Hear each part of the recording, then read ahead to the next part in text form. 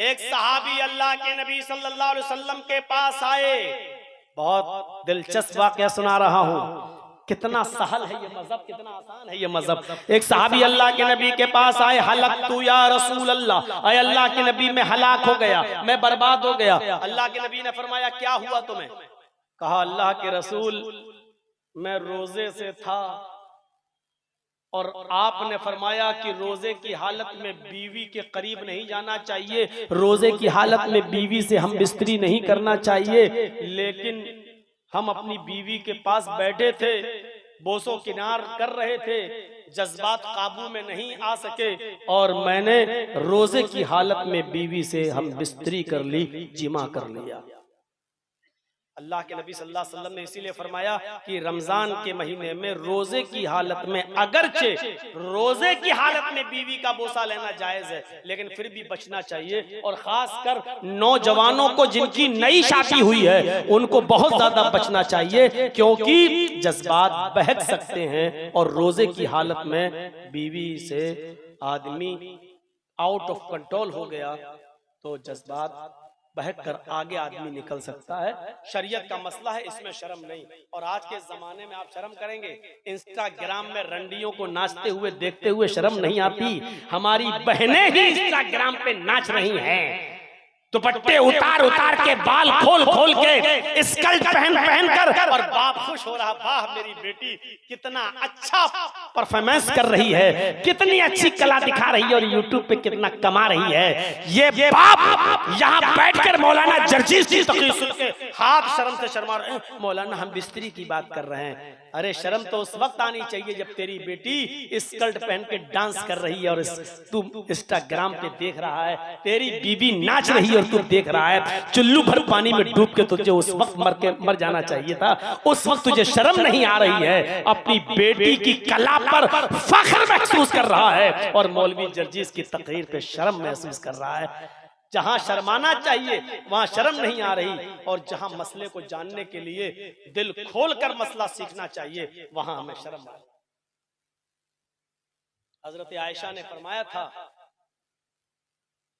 कि अगर मैं दीन के मसले बताने में शर्माती होती और शर्म से मैंने काम लिया होता तो जो दीन तुम तक पहुंचा है वो दीन तुम तक नहीं पहुंचा। मेरे भाइयों, वो सहाबी कहते हैं अल्लाह के रसूल रोजे की हालत में मैंने अपनी बीवी से हम बिस्तरी कर ली। अब अल्लाह के नबी ने कहा ओ ये तो कफारा तुम्हें अदा करना पड़ेगा। और अब कफारा क्या है? कफारा क्या है? एक गुलाम आजाद करो। अच्छा देखिए एक और मसला सुन लीजिए, मियाँ और बीवी दोनों से हम बिस्तरी हुई और दोनों रोजे से हैं, मान लीजिए दोनों रोजे से हैं और दोनों ही से जज्बात कंट्रोल में नहीं हो सके और दोनों ने एक दूसरे से हम बिस्तरी कर ली, तो ये कफारा मर्द अदा करेगा या औरत या दोनों? क्योंकि रोजा तो दोनों थे और इस काम में शामिल भी दोनों थे। शरीयत सिर्फ मर्द के ऊपर कफारा फर्ज कर रही है, औरत पर नहीं, क्योंकि औरत मर्द के जेरे किफालत है, मर्द उसकी परवरिश कर रहा है। मर्द गुलाम खरीदेगा और आजाद करेगा। अल्लाह के नबी ने इनसे कहा अच्छा तो आप कफारा अदा करो। कहने लगे अल्लाह के नबी कफारा क्या है? आपने फरमाया कफारा है एक गुलाम आजाद करो। उसने कहा अल्लाह के रसूल नहीं कर सकता, मैं खुद दूसरों की गुलामी करता रहा हूं, मैं खुद किसी का गुलाम रहा हूं, मैं कैसे गुलाम आजाद कर सकता हूं? मेरे अंदर गुलाम आजाद करने की ताकत नहीं है, मैं बहुत गरीब घर का आदमी हूं। आपने कहा अच्छा तो दूसरा ऑप्शन भी है, आई हैव सेकंड ऑप्शन, मेरे पास दूसरा ऑप्शन भी है। कहा क्या है? कहा कि तुम 60 रोजे रखो मुसलसल पे दर पे, कंटिन्यू, शहरैनी मुतताबिऐन। कुरान ने कहा कि 2 महीने के रोजे रखना है कंटिन्यू, मुतताबिऐन। अगर कोई शख्स अपनी बीवी से हम बिस्तरी कर ले तो आज के इस दौर में गुलाम तो मिलते नहीं है, इसलिए उसके ऊपर पहला कफारा क्या होगा? 2 महीने के रोजे रखे कंटिन्यू। ये रोजा तो खराब हो ही गया, सुन लीजिए, जिस रोजे में अपनी बीवी से मिला है ये रोजा खराब माना जाएगा, ये रोजा कलाद माना जाएगा। इस रोजे को पूरा करना है। ये रोजा पूरा करने के बाद 2 महीने के चांद के हिसाब से, चाहे वो दोनों चांद 29 के हो या वो दोनों चांद 30 के हो, अगर 30 के हो तो 60 और 29 के हो तो 58 रोजे, और अगर एक 30 का हो एक 29 का हो तो 59 रोजे ये तुम्हें रखना पड़ेंगे। शहरैन मुतताबिऐन, 2 महीने के रोजे, और वो भी कंटिन्यू रेगुलर का मतलब समझ रहे हैं ना। एक रोजा रख लिया, 2 रख लिए, 3 रख लिए, 4 रख लिए, 5, 55 रोजे हमने रख लिए, थक गए, बहुत हार्ड हो गया है।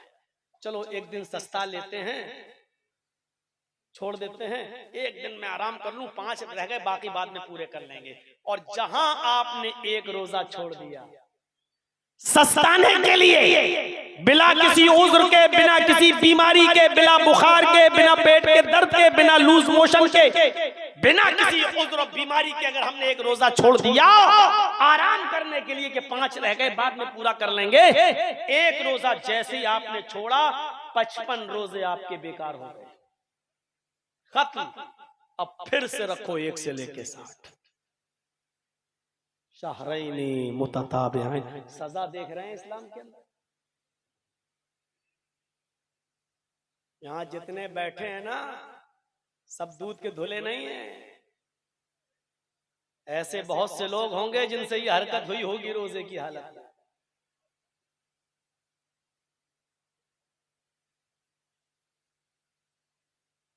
रोजा न रखे हो तो बात अलग है, लेकिन रोजा रखकर अगर ऐसा किया है तो ये पनिशमेंट है इस्लाम की, ये सजा है। हाँ, बुखार आ गया, पेट में दर्द है, या डॉक्टर ने मना कर दिया तो आप रुक सकते हैं, 1 दिन 2 दिन रोजा छोड़ दें, जो बच्चे हैं वो बाद में पूरा कर लें बीमारी की वजह से। लेकिन बिला किसी उज़्र के अगर आप छोड़ रहे हैं तो बकिया रोजे बेकार, जो बच्चे हैं वो पूरे नहीं करना बल्कि 1 से लेकर 60 तक फिर से रखना है। आपने कहा 60 रोजे रखो, उसने कहा है कितना? आपने कहा 60। अल्लाह के नबी मैं कमजोर आदमी हूं, 60 रोजे कहां से रखूंगा? 1 रोजे का तो ये हाल है, बीवी से मिल बैठा, 60 रोजे कहां से रख लूंगा? नहीं रख पाऊंगा। आपने कहा कि तो फिर तीसरा ऑप्शन भी है। कहा क्या? कहा कि 60 मिस्कीनों को खाना खिलाओ। 60 मिस्कीनों को, 60 मोहताजों को खाना खिलाओ। फ़इतामु 60 मिस्कीनन, 60 मिस्कीनों को खाना खिलाओ। अब ये आपके ऊपर है, एक एक करके 60 दिन में खिलाएं, या 10-10 करके 6 दिन में खिलाएं, या 60 मिस्कीनों को एक दिन बुलाकर उनको खाना खिला दें। लेकिन जब तक 60 मिस्कीन पूरे खा नहीं लेते हैं तब तक आप अपनी बीवी से मिल नहीं सकते हो, वो आपकी बीवी है, करीब नहीं हो सकते हो, यानी आप अपनी बीवी से हम बिस्तरी नहीं कर सकते जब तक 60 रोजे पूरे ना हो जाएं या 60 मिस्कीनों को खाना न खिला दिया जाए। अब आप एक एक करके खिला रहे हैं तो 60 दिन रुकना पड़ेगा, अगर आप 10-10 करके खिला रहे हैं तो 6 दिन रुकना पड़ेगा, और आप 60 को एक दिन में बुला के खिला देते हैं तो आपको एक ही दिन रुकना है। और जिस दिन आपने खिला के फारिग कर दिया आपकी बीवी हो गई चाहिए, और आप अपनी बीवी के साथ राजी राजी और खुशी खुशी रहिए, मिलिए, कोई दिक्कत नहीं। आपने कहा 60 मिस्कीनों को खाना खिलाओ, उसने कहा अल्लाह के नबी आपने 3 ऑप्शन बताए, तीनों इतने हार्ड और इतने सख्त बता दिए हैं कि मेरे अंदर ये भी ताकत नहीं है। मैं इतने गरीब घर का हूं कि सुबह अगर मुझे खाने को मिल जाए तो शाम को खाना नसीब नहीं होता है, और अगर शाम को मैं खाना खा के सो जाऊं तो सुबह भूखा उठता हूं। आए अल्लाह के नबी मैं खुद अपने आप को और अपने बच्चों को दोनों टाइम का खाना नहीं खिला पाता, मैं 60 मिस्कीनों को खाना कहां से खिलाऊंगा? देखिए इस्लाम के अंदर सहूलत देखिए, सजा है, पनिशमेंट है, लेकिन इस आदमी के लिए तीनों ऑप्शन में से कोई ऑप्शन इसके पास नहीं था। तब अल्लाह के रसूल ने मस्जिद में नमाज पढ़ने वाले सहाबा से फरमाया, सुनो, तुम्हारे भाई से गलती हो गई, खता हो गई, और इसको पनिशमेंट में ये 3 ऑप्शन है, इसके पास कोई एक ऑप्शन भी पूरा करने की ताकत नहीं है। इसके लिए चंदा करो और इतना माल इकट्ठा करो कि अपने गांव, अपने कबीले में जाए और वहां के लोगों को सदका खैरात कर सके, वहां के गरीबों में कुछ सदका खैरात कर सके। कोई 4 खजूर लाया, कोई 5 खजूर लाया, थोड़ी देर में खजूर का एक टोकरा भर गया, हो गया 8, 10, 15 किलो खजूर का एक टुकड़ा भर गया। अल्लाह के नबी ने खजूर का वो टोकरा उठाया और उस सहाबी को दिया और कहा, लो, तुम्हारे भाइयों ने तुम्हारी मदद की है, अब तुम इसको अपने गांव में ले जाओ, तुम्हारे गांव में जितने गरीब लोग हैं तुम इन खजूरों को अपने गांव के गरीबों में बांट दो, यही तुम्हारा कफारा हो जाएगा और तुम अपनी बीवी के साथ मिल सकते हो, रह सकते हो। जाओ, इन लोगों ने, तुम्हारे भाइयों ने ये मदद की है, अब अपने गांव के गरीबों में ये खजूर के टुकड़े को बांट दो, तो ले जाओ। कहने लगा अल्लाह के नबी, गरीबों को देना है? आपने फरमाया हाँ। इस सहाबी का जवाब सुनो, आप ताज्जुब करेंगे कि कितना गरीब था। उसने कहा, अल्लाह के रसूल, आप कह रहे हैं मैं अपने गांव के गरीबों में ये खजूर तकसीम करूं? अल्लाह की कसम, आप मेरे गांव में चलकर देखिए, मेरे कबीले में चलकर देखिए, मेरी बस्ती में जाकर देखिए। आय अल्लाह के रसूल, मेरी पूरी बस्ती में, मेरे पूरे कबीले में, मेरे पूरे गांव में मुझसे ज्यादा गरीब आपको कोई नजर ही नहीं आएगा। मैं ही अपने इलाके का सबसे गरीब इंसान हूँ, मैं ही अपनी बस्ती का सबसे गरीब और सबसे जरूरतमंद इंसान हूँ। हदीस के अल्फाज हैं, जब उस सहाबी ने ये कहा कि मैं ही सबसे गरीब हूँ, तो अल्लाह के नबी मुस्कुरा दिए, हंस दिए, और आपने हंसते हुए फरमाया, जब तुमसे ज्यादा गरीब कोई नहीं है तो जाओ, खजूर के टोकरे को ले जाओ, तुम खा लेना, अपनी बीवी बच्चों को खिला देना, जाओ, यही तुम्हारा कफारा हो जाएगा। तुम खा लो और अपने बच्चों को खिला लो और जाओ, बीवी से मिलो, जाओ, यही तुम्हारा कफारा हो जाएगा। मेरे भाइयों, जिस आदमी को पनिशमेंट मिली थी 60 रोजे रखने की, 60 मोहताजों को खाना खिलाने की, लेकिन उसकी गुर्बत ने उसको इतना मजबूर किया और अल्लाह ने उसके लिए वो इंतजाम किया कि लोगों से चंदा भी करवाया और सारे खजूर भी इसको दिलवा दिए। लो, तुम गरीब हो, खा लो, तुम्हारे बच्चे गरीब है, खा लो, तुम्हारा कफारा अदा हो जाएगा। ये इस्लाम में आसानी है, सहूलत है। इस्लाम अपने अंदर सबको समेटता है।